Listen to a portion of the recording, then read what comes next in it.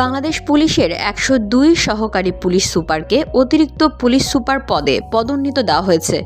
বুধবার স্বরাষ্ট্র মন্ত্রণালয়ের এক প্রজ্ঞাপনে তাদের পদোন্নতি দেওয়া হয়।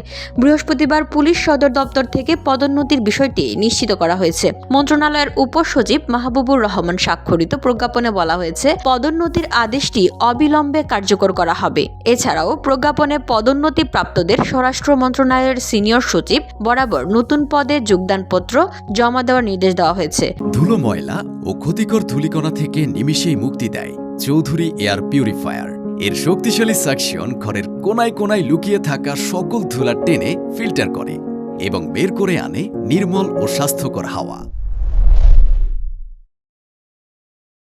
পদোন্নতি পাওয়া ১০৪ জনের মধ্যে ২ জন ভূতাপেক্ষভাবে পদোন্নতি পেয়েছেন। ওই কর্মকর্তাদ্বয় PRL বা অবসরকালীন পদোন্নতির তারিখ হতে বিধি মোতাবেক ভাতাদি প্রাপ্য হবেন বলেও প্রজ্ঞাপনে উল্লেখ করা হয়েছে। এদিকে ভোরে রাজধানীর 4টি থানা পরিদর্শন করেছেন স্বরাষ্ট্র উপদেষ্টা লেফটেন্যান্ট জেনারেল মোহাম্মদ জাহাঙ্গীর আলম চৌধুরী। এ সময় দায়িত্ব অবহেলা করায় গুলশান থানার এক উপপরিদর্শক, একজন কনস্টেবলকে বরখাস্ত করা হয়েছে। রাজধানীর মিরপুর, দারুসালাম, আদাবর ও মুহাম্মদপুর থানা পরিদর্শন করেন তিনি। স্বরাষ্ট্র উপদেষ্টা বলেন, আইন শৃঙ্খলা বাহিনীর সদস্যরা ভোরের দিকে দায়িত্বে শিথিলতা দেখায়।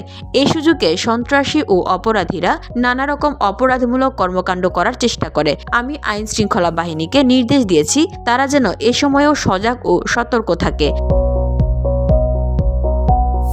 গুলশান থানায় দায়িত্বে অবহেলা করায় একজন SI ও একজন কনস্টেবলকে সাসপেন্ড করা হয়েছে। তিনি বলেন, জনগণ যাতে নির্বিঘ্নে ঘুমাতে পারে ও নির্ভয়ে চলাফেরা করতে হবে, আইন শৃঙ্খলা বাহিনীকে সেটা নিশ্চিত করতে হবে। আইন শৃঙ্খলা পরিস্থিতি মনিটরিং করার জন্য বাহিনীর পাশাপাশি মন্ত্রণালয়ের অফিসারদেরও দায়িত্ব দেওয়া হয়েছে। তাছাড়া ফোর্স ও টহলের সংখ্যা বাড়ানো হয়েছে। যারা আইন শৃঙ্খলা পরিস্থিতির অবনতি ঘটাচ্ছে তাদেরকে আইনের আওতায় নিয়ে আসা হবে। BOD Bangla news desk.